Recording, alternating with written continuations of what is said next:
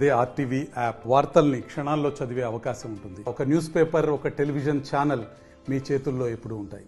మీకు ఎన్నికలప్పుడు చెప్పిన, ఎన్నికల ప్రతి సభలో చెప్పిన 100 రోజులు చెప్పడం జరిగింది. కానీ ఈ పేపర్ వర్క్ కానీ దీని కార్యక్రమాలు దానికి లెక్క చేయడం, తర్వాత మీ దగ్గర అప్లికేషన్ తీసుకోవడం, దీనికి కొంత సమయం పడుతుంది.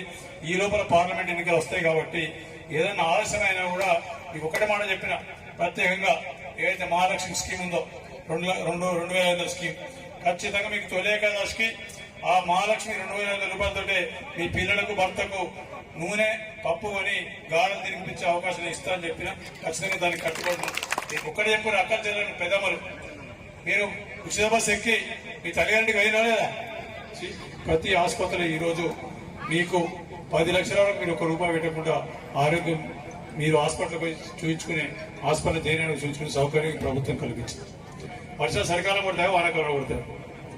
మరి వానాకాలం వాళ్ళే ఉన్నారు కదా, మరి వానాకాలం తక్కువ పడినప్పుడు తెలియలేదా? కరువు వచ్చింది, మరి ఎట్లా చేద్దాం? ఇక వాళ్ళకి ఏంటంటే ఏం దొరుకుతుంది ఏదో మాట్లాడరు కాబట్టి ఊరికి బయటకు పోయి చెప్పేందుకు ఆ పురాణం పోయింది, ఎండిపోయిన గడ్డికి ఈ గడ్డికి ఇట్లా చెప్తాం. వాళ్ళు 10 మోసం చేసిన చాలు, ప్రజలకు అర్థమైంది కాబట్టి వాళ్ళకు ఒక్కసారి దిమ్మదిరిగిపోతే దించిండ్రు. ఖచ్చితంగా రైతులకు సంబంధించిన ఏవైతే మా ఎన్నికల ముందు వాగ్దానం చేసినా అవన్నీ నెరవేరుస్తూ దాంట్లో ఏ రకమైన సందేహం లేదు. దాదాపు మా నియోజకవర్గం 40,500 చిల్లర మందికి ఈరోజు ఆ సౌకర్యం ఉన్నది.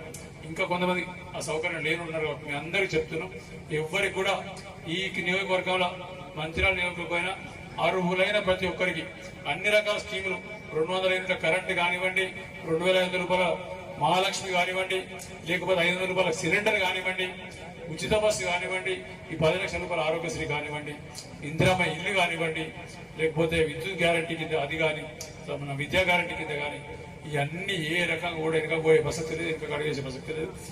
ఆగస్టులో ఖచ్చితంగా వాళ్ళకు కూడా కాంగ్రెస్ పార్టీ ఏదైతే ఆరోగ్యం ఏదైతే హామీ ఇచ్చిందో ఖచ్చితంగా దాని ప్రకారం 7,500 పునాసకు 7,500 రబ్బీకి ఖచ్చితంగా రైతు భరోసా ఇవ్వడం జరుగుతుంది. రైతులకు కూడా ఇస్తారు, కౌలుదారులకు కూడా ఇస్తారు.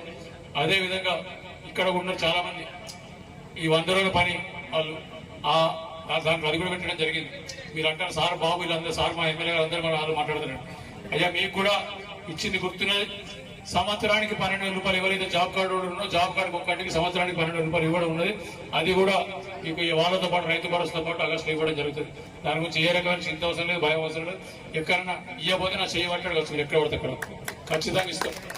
నాకు ఎందుకు చెప్తున్నా అంటే కాంగ్రెస్ పార్టీ అనేది అక్క చెల్లెలను చూసుకుంటాను, రైతులను చూసుకుంటాను, రైతు కూలీలను చూసుకుంటాను, కౌలుదారులను చూసుకుంటాను. ప్రత్యేకంగా యువకుల గురించి కూడా చెప్తాను. ఇలా ఇంతకుముందు మా తిరుగులు చెప్పిండు యువకుల గురించి.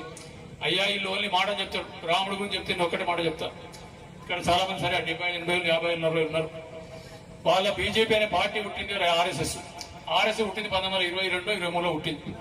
ఆర్ఎస్ఎస్ కన్నా ముందు బీజేపీ లేదు, దుకాణంలో ఏం లేదు. మరి 1922 సంబంధం. మరిన్ని వీడియోస్ కోసం ఛానల్ ని సబ్స్క్రైబ్ చేయండి, లేటెస్ట్ అప్డేట్స్ కోసం వాట్సాప్ ఛానల్ ని ఫాలో చేయండి, అండ్ లింక్ డిస్క్రిప్షన్ లో ఉంది.